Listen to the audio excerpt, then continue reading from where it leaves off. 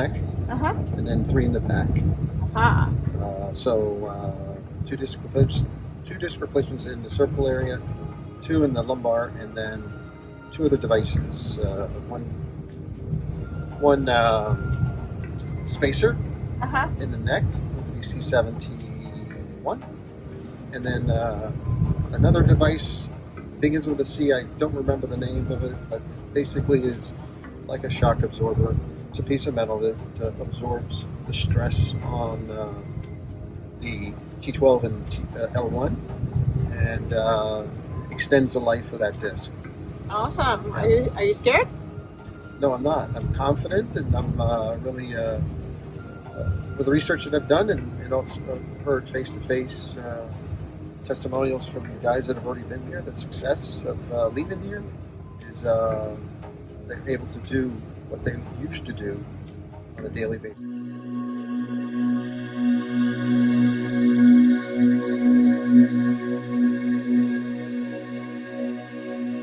I'm here with Colleen Gibson. Hi, Colleen. How are you? Hey, I'm good. Thank you. Well, I heard your name while I was in Germany from every American that I spoke to. And I said, I haven't met Colleen, and including my husband, George, as you know, who had the 6-level surgery in Germany, who you Yeah, helped get there, and many yeah. other people. So you are the point of contact. You are there's another name for what you do. You are I'm the a case manager for Dr. Ritter Lang and Dr. Jan Spiller. wonderful. Can you tell us what you do for them? Well, what I do is I'm sent a contact or I receive a phone call personally, as my website has my contact information. And then I assist the patient in gathering all of their images that they need and their data. They have to fill out their forms, they have to send their MRI and x-rays. I go over all that in detail with them. I assist them at getting all of their information to the doctors. And then when we get the actual evaluation back, I go over the evaluation to the best of my ability. Any medical questions need to be answered by the doctor. I answer the general questions and I basically support the patient through the discovery of their actual condition, which can be very scary when you first hear about it. And since I've been there and done it twice, I know what they're going through and I try and do my best to comfort them and assure them. And following the evaluation, then comes their surgery offer. I go through that surgery offer with them. I make sure they don't have any questions, they understand everything. And then I also assist them until they get to Germany. So I help with the booking of the flights, answer all their questions prior because a lot of questions come up. I send them as much information so that when they arrive in Germany, they're very well informed. And then they go off to Germany, have their surgery, and when they come back, I welcome them home. We have a discussion about how their whole deal went in Germany, and I let them know that I'm there for them. If they need anything post-surgery, just reach out to me, and I will take care of things. And I follow them for 2 years. We do a follow-up at 6 months post-op and 24 months post-op. But anytime that they need us, they just contact me. So you have a medical background. I do. I worked as a nursing aide at the hospital where I live in Prince George, BC. I did that for 25 years in the operating room. So I do have a lot of surgical experience. And so it's helpful as well because I know how the medical system works and how the operating room works. You have an extensive history that we're going to get into in a minute. And I guess, is that how the job offer came about? It did. I had my surgery in January of 2008, my first surgery on my lower spine. And then I volunteered for 4 years, just speaking with patients all over the world about my experience because I was the third Canadian woman to have the surgery. And after 4 years of volunteering and putting up my own website so that people would learn about this, Yeah. Germany called me, the office in Germany, and offered me a job. So it was so exciting. I was honored, absolutely honored to work for this team. Now that would be Anande? Anande? Yeah. Yeah, Dr. Ritter Lang and Dr. Jan Spiller and Ananda team. Yes. Okay. So they're all under that Anande umbrella. Yes, they are. Okay. Yeah. We're Okay. Ananda. Yeah. And what I really love about the doctors that I found is they were so approachable, so different than American doctors. They were just, if you have a question, call us, contact us, we'll call you back.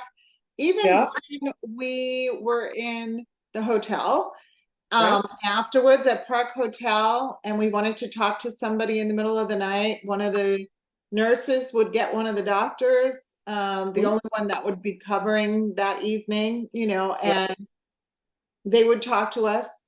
The nurses, by the way, just, oh my gosh, the nurses we found, they have as much knowledge as, say, a PA or a nurse practitioner here. They're so well trained that they don't even have to go to the doctor with certain questions. You can send them a picture. You can talk to them about what you're allowed to do and not allowed to do. It's amazing. Like, they knew their stuff just over and beyond what we expected them to be able to do. And that was a nice surprise. So we had that when we got home too, because I remember calling, worried about George, and one of the nurses said, "You weren't anxious at all in Germany. What happened?" And I said, and she said, "You're German nurse trained. Come on, It's like, yeah.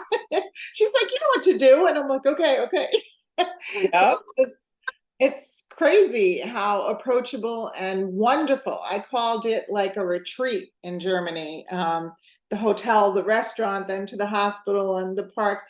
So you guys they've been, Dr. Ritter Lang and Dr. Spiller, well, Dr. Ritter Lang has been doing this, what, 25 years? Yes. Yeah. And 12 years. He devoted his career to this. And Dr. Spiller, how many years? I'm not sure exactly how many years he's been doing disc replacement, but very many. Yeah, he's right-hand man with Dr. Ritter Lang. He assists on it's either 20 or the same amount. I can't remember. Yeah, could be. Yeah. Both fantastic surgeons. Yeah. So are they approachable to the American? So the first initial contact with you, does it come from their website as well? Yes, it comes right from the doctor's office.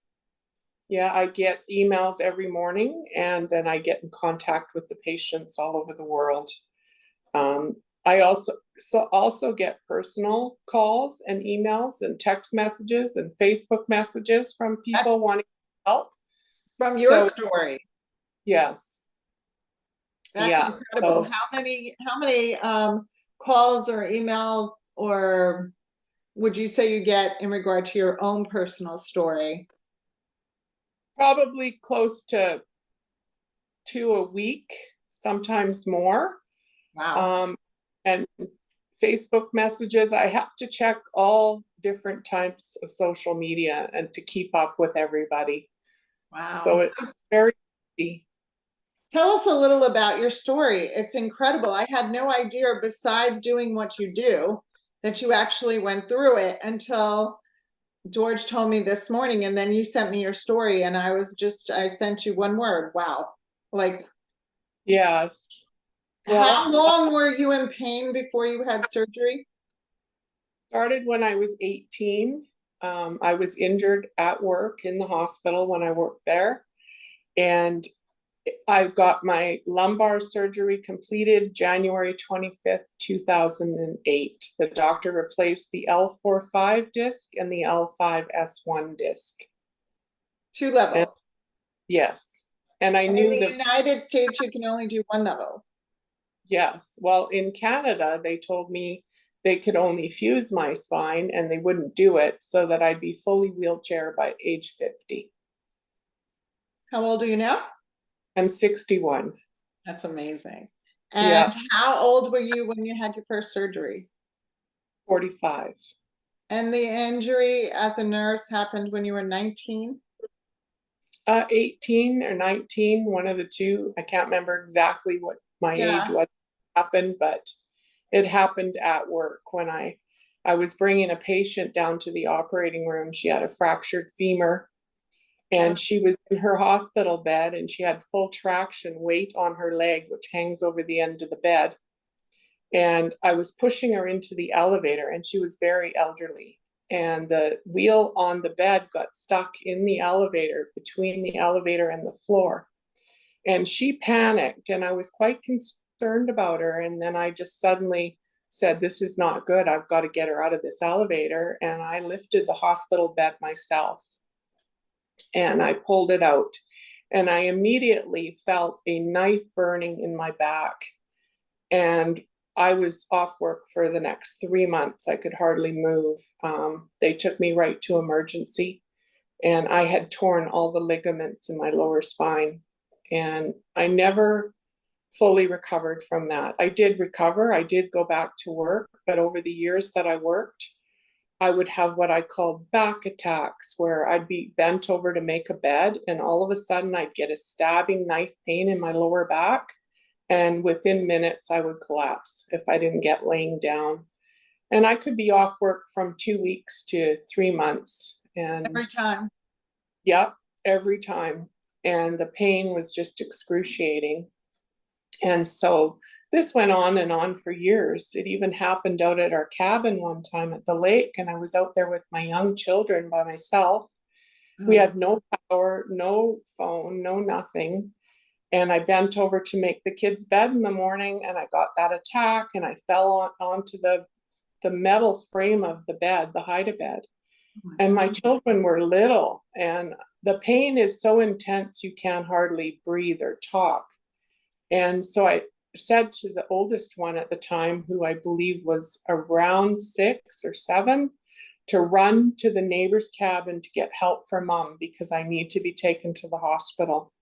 And they actually came out and took me to the hospital. And yeah, so those are the kind of attacks I would have, just bending forward an inch or two. And then it'd go away, and then it would come back. And so it continued for many years till the very last attack, which I was down on the living room floor playing with my granddaughter. And all I did was went to stand up from the down to the up position, and I got that stab in my back. And I was down for 3 months, and I never recovered. So for the last 5 years before my surgery, I did not leave my house except to go to the doctor for more medications. And I had no life. I couldn't sit for 5 minutes. I couldn't lay down. I couldn't walk very far. So it was really an emotional disaster. Like, I just didn't know what to do.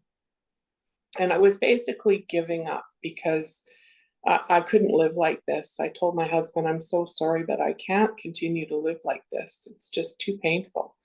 Yeah. And then one day there was a miracle phone call I got from Calgary, Alberta. And this lady that I know said, "Colleen, have you seen your newspaper this morning?" And I said, "No." She said, "Get the newspaper immediately." So I did. And on the front page of the Citizen, which is our newspaper, the title of the article was "Back on Her Feet Again." And there was a picture of this young lady holding up her MRI or X-ray images, the ones we take right in the operating room. And I could see her spine, and she had these two things in her spine. And I read through the article, and she was M6s? No, they're not, because the M6 wasn't available then. They're the Maverick discs, and there's pictures of them on my story of hope that I sent to you. So she had two Maverick discs in her lower back. They're a solid metal ball and socket disc, not as advanced as the new M6 disc. They have no shock absorption and they have no controlled movement for your spine, which is hard on your facet joints over time. But at that time, it was the best thing I ever heard of. And I got a hold of the lady. She came right to my home. Her name's Loretta Martin, and we've been friends ever since. We go out for dinner every year together. But Wow.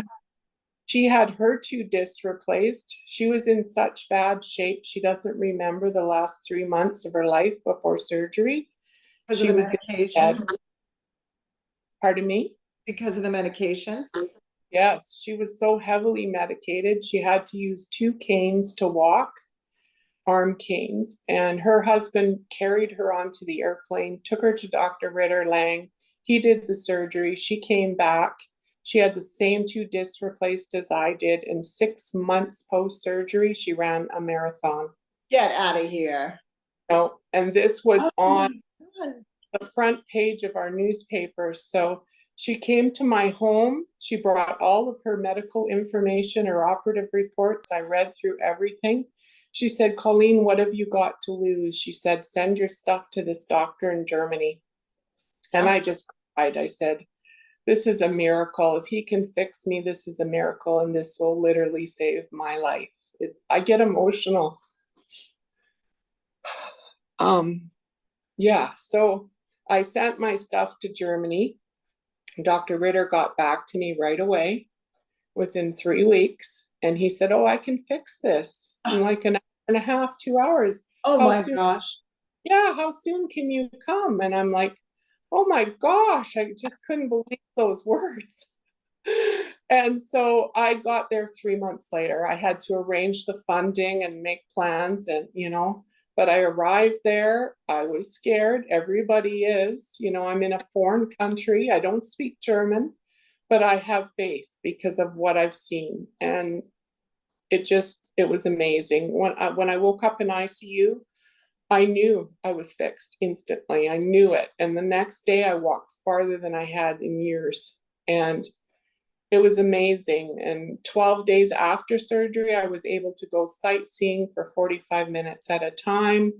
I made sure to rest and to move. That's very important following the surgery. You find the balance between rest and movement. I did all the therapy they told me to. I followed the instructions to a T, and I have never looked back. It's absolutely changed my life and my family's life. And you're changing lives every day with the people you talk to and contact and take care of. Dr. Ritter Lang and Dr. Spiller. I said to Dr. Ritter Lang, how does it feel to be the most sought after spinal surgeon in the world? How does that feel? Yeah, he's one of the best in the world. He's so modest. He said, I will show his interview. It was such a modest response that I felt silly with asking the question, but he is him and Dr. Spiller are the most sought after surgeons in the world. No one can do what Dr. Ritter Lang does. I know, and he is so humble. He is so humble. And what I found fascinating, and we'll hear Hun, the massage therapist that comes to the park and helps them heal, which we'll hear about them all doing. Hun said, do you know where the master lives? And I said, no. He said, where Einstein used to live. And I said, makes sense. It makes perfect sense. Oh, he's brilliant. And he's a perfectionist. Yes. I stood beside him in the operating room for a whole day.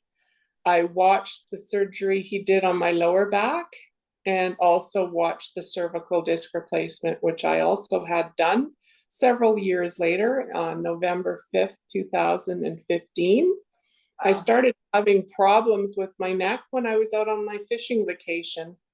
And I didn't really clue in at the time that it was my neck. I thought I had done something to my arm or my shoulder because I suddenly had this extreme pain in my left arm.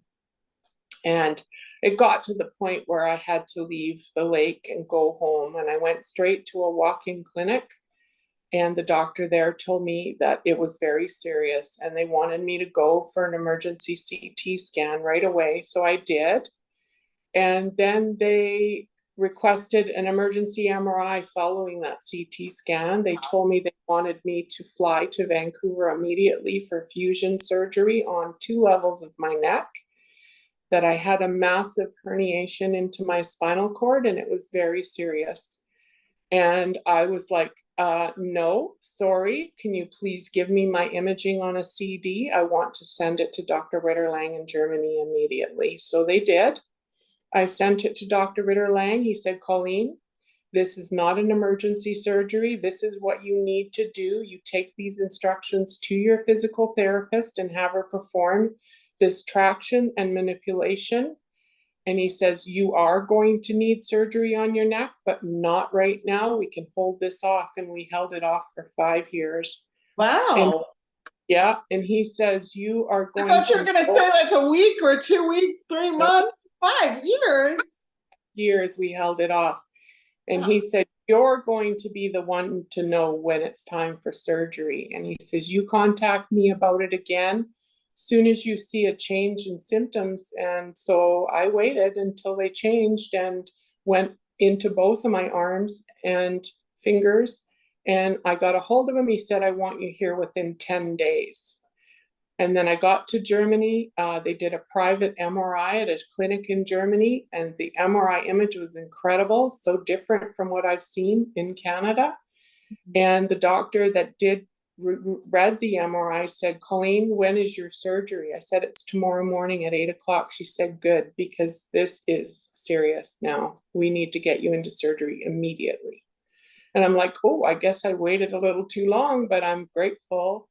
You know, I had that 5 years to keep going, and I had the surgery and I was so happy. I had hardly any pain at all. I was able to do videos in my hotel room with my big bandage on my neck of patients who were there that I had worked with who were having surgery as well. I got heck for working at 10 o'clock at night in the hospital, running around checking my patients.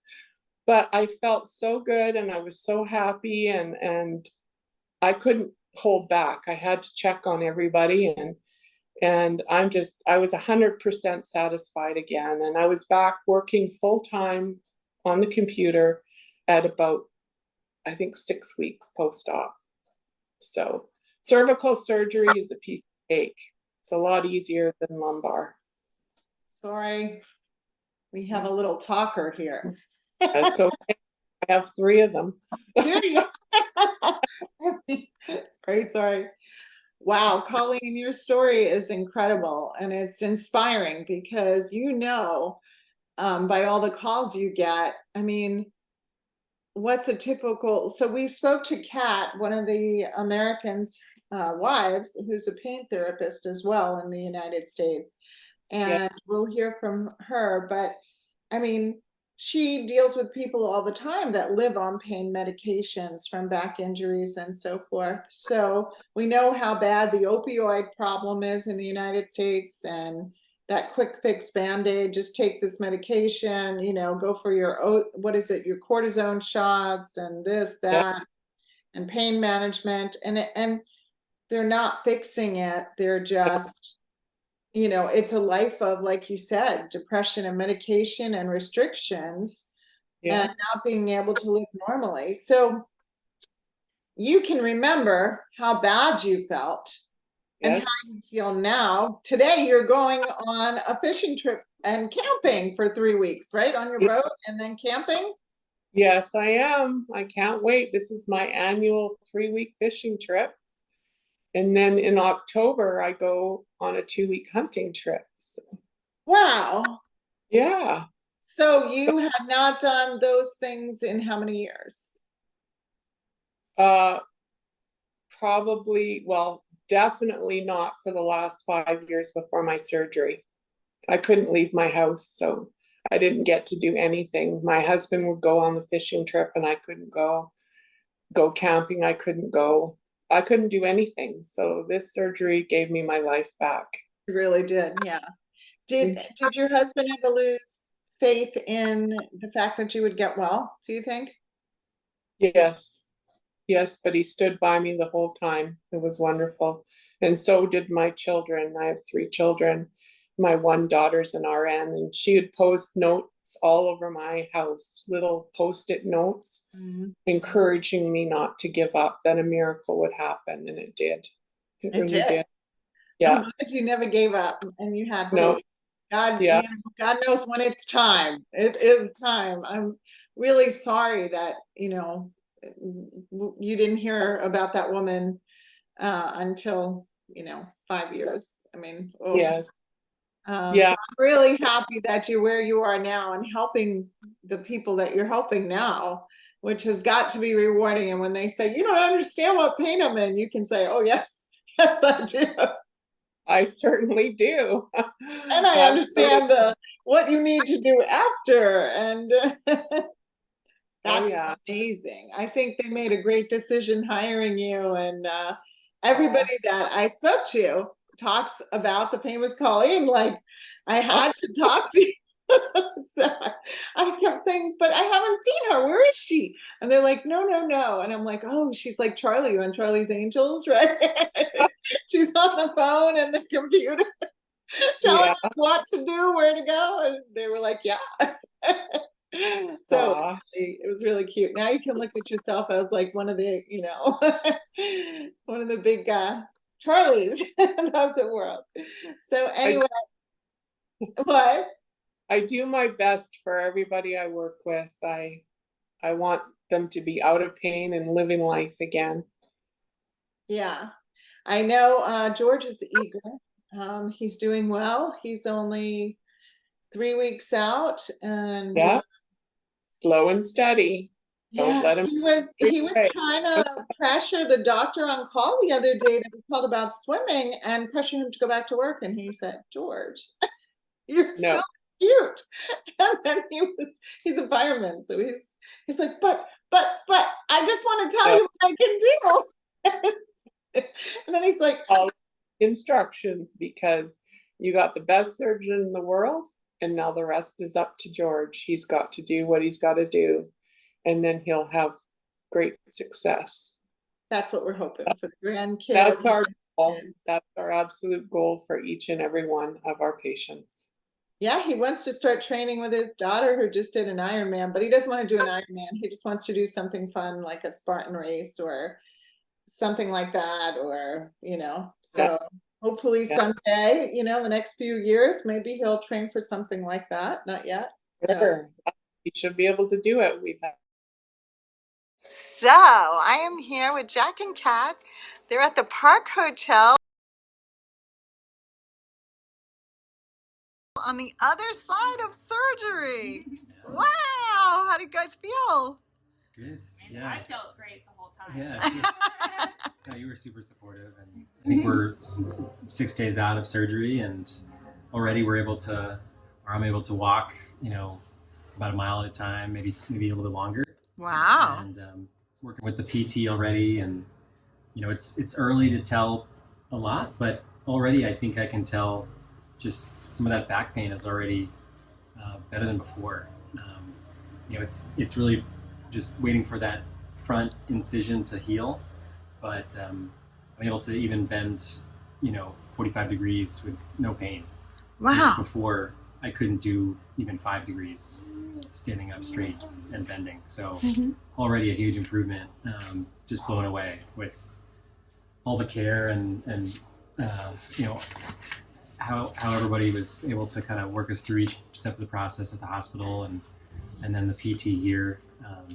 Just really incredible. So it's a lot different than America, wouldn't you say? Yeah.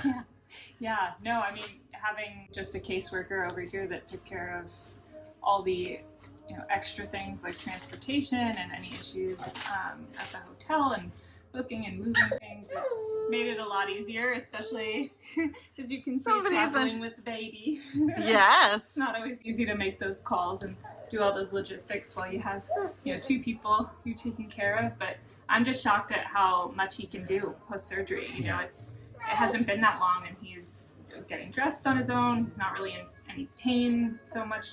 He just has the stomach pain. I haven't taken any pain meds for really 2 days at this point. Wow.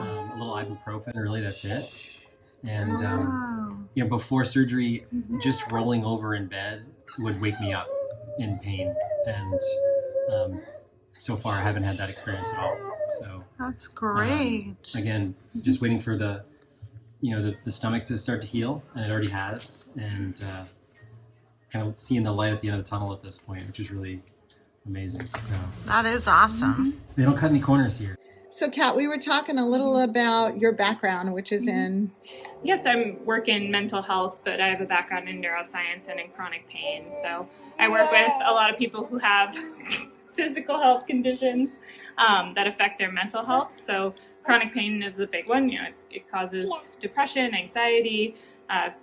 It's definitely a trauma to go through that every day. And a lot of times the pain was caused by a traumatic event. So definitely... She said it was really traumatic in some cases. Trauma right now. You're getting some good bites in. So yeah, I work with people to address the mental health challenges along with their physical health conditions, and usually they feed into each other. So if you have a chronic pain condition, you're more likely to have a mental health condition, but also if you have past trauma or a mental health condition, you're also more likely to develop a chronic illness later in life or a chronic pain condition later in life. And it affects every aspect of people's life, definitely relationships. It's hard to be in a relationship with somebody with chronic pain, and it's hard to be present to somebody else in a relationship when you have chronic pain. So, yeah, you got to take care of yourself when you're in pain, right? So, this surgery, when we got married and, I knew he had back pain and I had been working in this field before, we kind of knew what we were signing up for, but we never thought it would be an option for him to be pain-free. So we just kind of used mental health strategies to help him cope with that fact. And so this is kind of a whole new era of our marriage that he won't have pain, which is really amazing. But it definitely affects every aspect of someone's life when they're in constant pain. Yeah, a lot of people might start drinking or taking more, obviously they get opioids and choices and Motrin and other, medications, and they try to put that Band-Aid on their injuries, and that of course can add to a lot of relationship stress. And there's a lot of financial stress that comes with having a chronic pain condition. The cost of trying all these cures, especially for back pain. There's about 1 billion products, and there's a ton of people. I know. And I think being injured, if they're in an exciting action field like fire or police or contractors, and then having to sit around more, that could probably add to the stress as well. Yeah, and not even being able to work a lot of times too adds to the financial stress. And work is a good thing. It's good for us to have a place to be in the morning and things to do and babies to carry. So it's hard when you don't have that, and you don't have that not because you don't want it, but because you physically can't do it. Right. Any good advice you want to give people out there struggling about their relationships? Well, I think therapy is definitely a good place to start, especially for the person who is having chronic pain. I found that most of my clients with chronic pain benefit from group therapy, so meeting other people who have chronic pain, because it can feel really isolating, and then when you meet a whole room full of people who also are dealing with the challenges of it, you start to feel a bigger sense of community, and you also start to feel like there's people that you can help. When you're the one in pain and everyone around you is able-bodied, you feel like you're needing help all the time. But when you're in a group of people with chronic pain and you can help each other, it feels, that's part of the therapy as well. And then for caregivers and spouses of people with chronic pain, there's also support groups for them. So I think, individual therapy is great, but if your therapist doesn't have chronic pain and isn't married to somebody in chronic pain, and they might not even know what to ask. Yeah. So, and if they don't have a background in medicine, part of the reason why I have the neuroscience background and I've worked in a hospital is to understand more of that side of the experience and how frustrating that can be, and what to ask around that, and how to advocate around medical care. So I definitely think, trying to find a group. And then if you can find an individual therapist that specializes in chronic pain, that's wonderful. But if not, any good therapist will end up being helpful. Yeah, and what we saw and what Jack mentioned is being in a community. I mean, all the Americans stayed together from the beginning to the end, and then we all went to meet your group, and introduced ourselves, and then we were with you guys here at the park, so it's nice. Everybody had the same, similar surgeries, similar experiences. We're comparing notes and bonding. So it was very helpful in healing. Roger was saying it was great. Him and George were comparing notes, Yeah. So. Yeah. No, and you're spending 2.5 weeks in a foreign country in a pretty isolated part. Yeah. And without, people who speak the language that you speak, it can be kind of scary and lonely and boring. But it's nice because, you're walking around the hotel and you see people and you just went through something big together. So, you get to be fast friends. Yeah, exactly. So it makes the time go by a lot faster. Exactly. Yeah. It would be lonely if you just came here alone and Yeah. did the whole thing by yourself. Yeah, exactly. Well, thanks for talking to us. We're going to let you go Yeah. play with her. Bye. Bye. How does it feel to be the most sought after spinal surgeon in the world? You give so many hope. You inspire so many.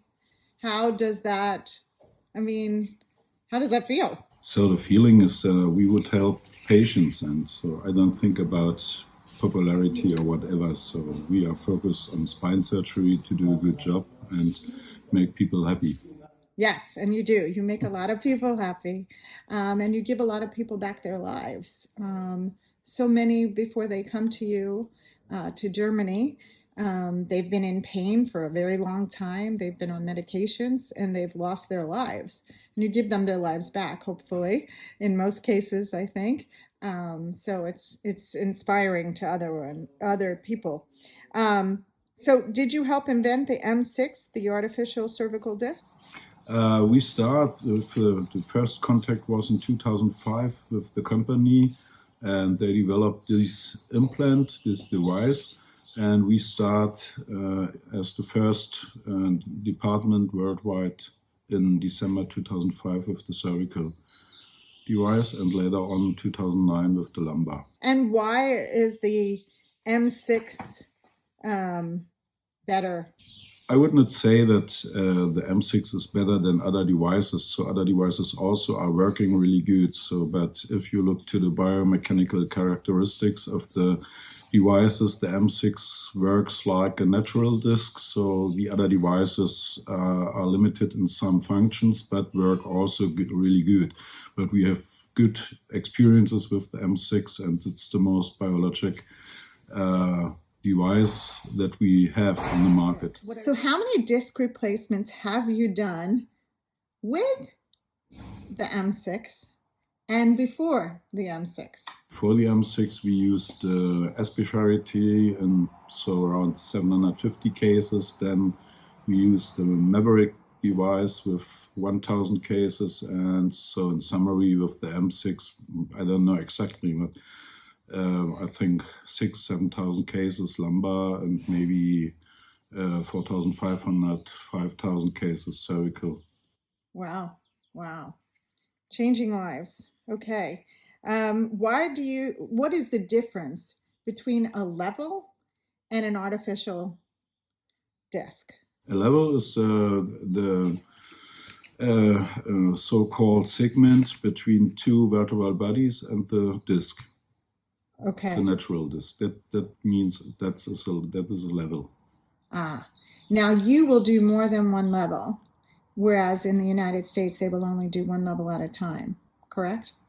Yeah, that's correct, because of the FDA restrictions in the United States, and lumbar two-level disc surgery don't work. Okay. And what is the most amount of levels you have done at one time? Typically, we have a small number of patients every year. We do 3-level surgery in cervical, also in lumbar, But typically is 1 or 2 level in lumbar and mostly 2 levels in cervical. Cervical is a little bit more. Now, my husband did 6 with you, correct? 6, well, 6 Level disc we do 6 6 disc level surgery, but in cervical we have 2 level disc replacement and also in lumbar 2 level disc replacement. So 6 disc replacements in all. 4 disc replacements. Ah, So okay. we have in cervical 1 cage, and in lumbar we have the posterior approach with the Covalex. Okay. Okay. So what is the youngest patient you have operated on? Youngest patient ever was 15 years old. Okay. And the oldest? Typically 60. The approach we use is a so-called retroperitoneal approach. That means we go in the abdomen and go around the straight muscle, don't destroy the muscle, so we mobilize only the muscle and then go in the situation between the inner wall of the abdomen and the peritoneal sac and prepare, unsharpen up to the spine, and then we see the spine behind the big vessels of the abdomen. That's all. And in the neck area, when you do that, you move. The neck area is a typical approach from anterior side. You can do this approach from the left side or the right side. It's always the same. And you go also unsharpened to the cervical spine. It's a really less traumatic approach. So it makes recovery time easier, I guess. Yeah. So why do you feel it's safe to do more than 1 level at a time? That's not a question about safety. The question is depends from the indication. So if you have a 2-level indication, you can do a 2-level surgery or maybe 3-level surgery. Okay. Okay. You have a different technique when you go in. Can you tell us about your technique? I will not say that we have different techniques. So there are some different approaches. They will use in disc replacement, especially lumbar, and we use a standard approach. And so that I think what we have is the experience because we do this approach since many, many years. We're here with Roger. Hi, Roger. Hello. We're here at the Park Hotel. So you have had your surgery. Remind us again, what surgery did you have? They replaced 2 discs, the L5 and S1, I believe.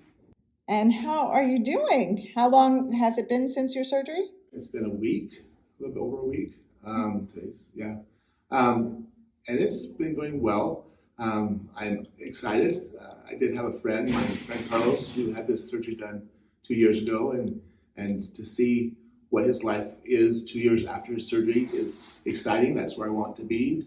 The recovery has been hit and miss. Some days I feel really good, and other days it's really painful. To have that, they told me that when they measured the amount of distance my spine had been stretched out, it was 2 centimeters, or about 3/4 of an inch. Wow. And so it's putting a lot of tension on my ligaments and joints and stuff. So it's some days it's just kind of painful. It's hard to sleep, but the staff has been amazing. When I was at the Steinem Hospital, the nursing staff and everybody was really good to work with. It's a nice little small hospital in the middle of the country where I had opened the doors and the windows, and the cows were right out there. But it's been a good experience. And how has it been at the Park Hotel? Now you're in the city at a 5-star hotel. It's funny, when we were at the hospital, I had my 3 kids with me. They were at the hotel there by the hospital, and there's not a whole lot to do, and they were kind of bored, so they were anxious to get here. We got here, and there's some things to do, but they said, "Oh, the food and the friendliness of the other hotel is so much better." And they kind of miss the wait staff and stuff, but it's been nice. Breakfasts here are phenomenal, and we've been able to do some sightseeing in Bremen, and it's been nice. Marcel and Hans have been great. Our massage therapists and our physical therapists have been good to work with, and it's good running into George and Leanna and the other ones that we've had this go through, kind of sharing this experience together. It's kind of fun to check notes and see how each other's doing. It's been fun. Yeah, it's like a camaraderie, right? We see each It's a other little everywhere, club. and yeah, a little Club. club. That, which is good because Jordan's been invaluable. He and I keep checking notes. Says, are you experiencing this? Are you experiencing that? Okay, so we kind of make sure. It's kind of hard because there is a language barrier with the nurses, with the doctors. They speak pretty okay English, but there's a little bit lost in translation. So it's been good for George and I to compare notes and say, yeah, we're going through the same things. And you guys really bonded because you were roommates, so that was awesome. Yeah. It was good, man. So. I know, while he was medicated and stuff, he would say, like, can I have, I don't even know, I can't think of an example, but can I have something? Oh, can you get Roger one too? Yeah, they're so good. They're so good to make sure we took care of each other. So. Yeah, it was really sweet. Yeah. It's been a great visit, but I think we're all ready to go home. My recliner is calling my name. I think it's just nice. It's good that this is done. I'm just anxious to get home though. Great. And what career do you have? I teach 7th grade science. I teach middle school. Oh, so that's awesome. So you think you'll be able to go back teaching? Yes, I'm hoping so. I'm hoping I'm going to be able to be a lot more actively. It was really limited in how involved or walking around and how much I can do. So I'm looking forward to better quality of all aspects of my life. And how long were you in pain? Last question. I hear the maids coming down making noise. How long was I in pain? Yeah, before you just before I was there, 8 years. Wow. 8 years. Wow. Okay. Were you kids scared? Yeah, but they were very supportive because they were nervous, but they're excited about the opportunity of having a second half. They remember me before the 8 years of pain, and now that they're older and getting ready to start having grandkids in the next few years, that they know I want to be more healthy for them. So. That's awesome. Yeah, we haven't seen anybody with their kids except Jack with his baby, and it's been nice to see your kids supporting you. And they were on the boats, rowboats here, and yeah, it's been fun. So, well, thanks for talking to us. Thank you. Awesome. Okay, I'm here with George's masseuse. Hospital masseuse, not a regular massage therapist. He has worked with Dr. Ritter Lang for how many years?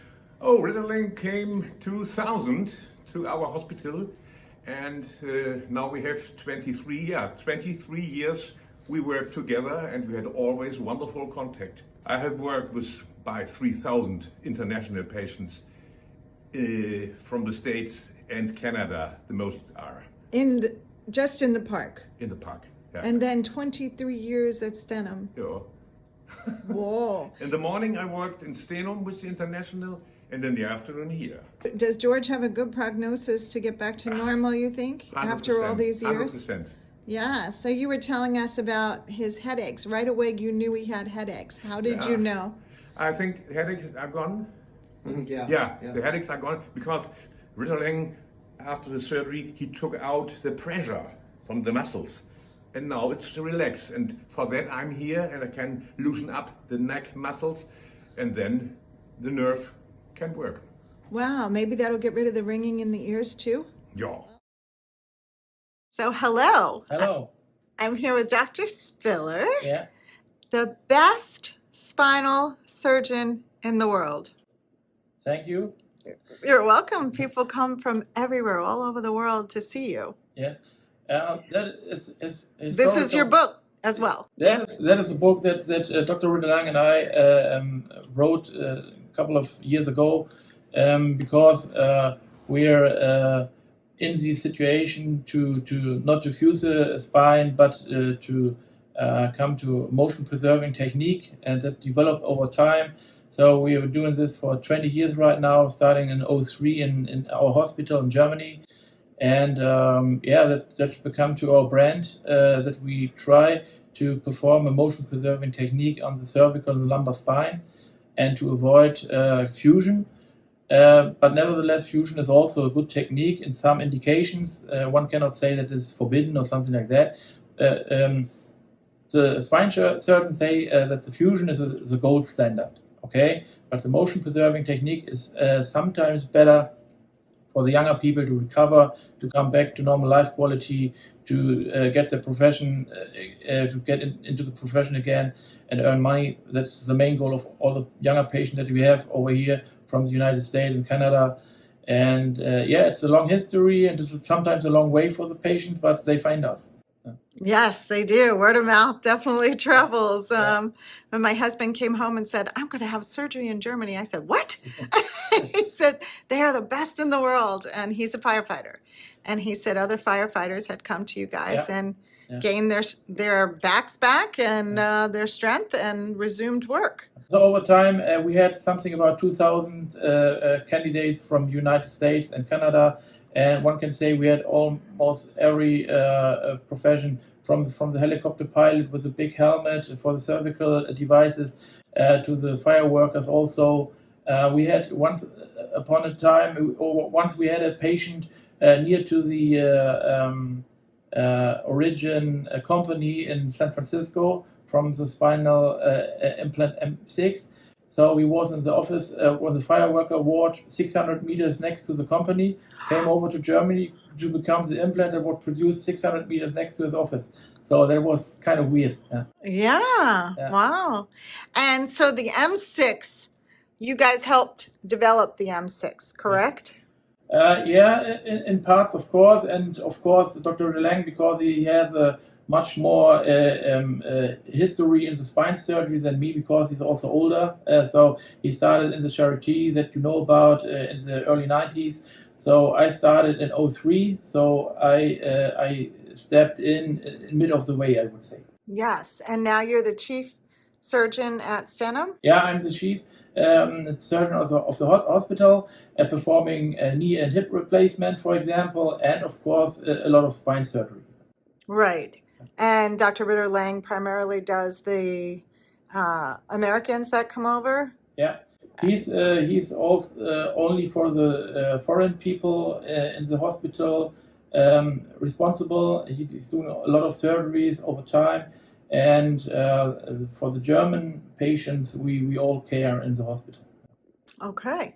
And so what I read in the book, which I thought was really vital to our interview, that I thought was very relevant, you stated how the staff, everyone from the nurses to the physical therapist to the massage therapist, everyone had to be trained and specialize in what you guys do, because the team matters as well as the surgeons in the recovery. So whereas other hospitals, it's not, I called this like an ortho retreat, because you have your own, ortho hospital. There's no sickness there. There's no COVID there. It's just ortho, and everybody just specializes in ortho. So is that why you guys have done that? So it's sometimes it's an advantage, sometimes it's a disadvantage to have this kind of small unit. So, for example, we can cover a lot of young, sporty people, that's no problem. But if we get older patients with health issues like heart attacks and something like that, we are in cooperation with bigger units around us. So, but at least for these kind of surgeries, it's affordable to have short surgery times, minimal blood loss, to have short recovery times. That is our main goal. And we're not do a big bunch of surgeries itself, but we have specified of these techniques that we're talking about, and therefore it works very good in the small unit. Yes, it does. And you just opened a new hospital. It was the grand opening. What we learned over time, that the hospital, of course, it was built in 1910. So some rooms are still from 1910, some are from 1950, from the 50s. So we have to go with time, and now we have kind of hotel character with 2 bedrooms and internet everywhere. That's and air conditioning and a big TV room. It looks like an exclusive hotel. It's amazing. So that is a step what was needed to have a future. Yes, it's quite beautiful.